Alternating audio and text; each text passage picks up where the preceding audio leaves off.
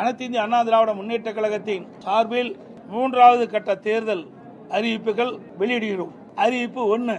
திரு ஸ்டாலின் தலைமையிலான நிர்வாக திறனற்ற விடியா திமுக ஆட்சியில் கடந்த 5 ஆண்டுகளில் அத்தியாவசிய பொருட்களின் விலைவாசி விஷம் போல் ஏறி மக்கள் கடுமையாக பாதிக்கப்பட்டுள்ளனர். அதேபோல் திராவிட முன்னேற்ற கழக ஆட்சி அமைந்த பிறகு சொத்து வரி, வீட்டு வரி, மின் கட்டணம், குடிநீர் வரி போன்ற பல வரிகள் இந்த அரசால் உயர்த்தப்பட்டுள்ளது. இதனால் மக்களின் அன்றாட குடும்ப சுமை பன்மடங்கு அதிகரித்துவிட்டது. எனவே மக்களின் சுமையை குறைக்கும் வகையில் அனைத்து இந்திய அண்ணா திராவிட முன்னேற்ற கழக ஆட்சி அமைந்தவுடன் ஒவ்வொரு குடும்பத்திற்கும் கருணை தொகையாக 10,000 ரூபாய் வழங்கப்படும்.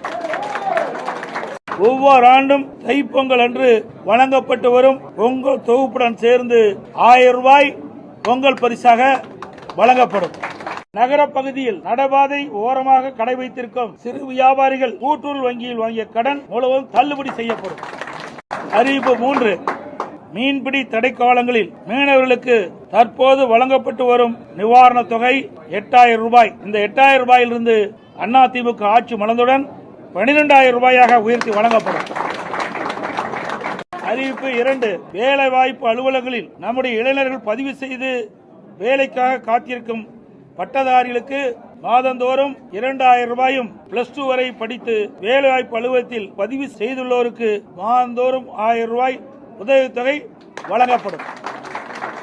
கைத்தறி நெசவாளர்களுக்கு தற்போது வழங்கப்பட்டு வரும் விலையில்லா மின்சாரம் 300 யூனிட்டில் இருந்து 450 யூனிட்டாக உயர்த்தப்படும். விசைத்தறி நெசவாளருக்கு தற்போது வழங்கப்பட்டு வரும் 1000 யூனிட்டில் இருந்து 1400 யூனிட்டாக விலையில்லாமல் அவர்களுக்கு உயர்த்தி வழங்கப்படும்.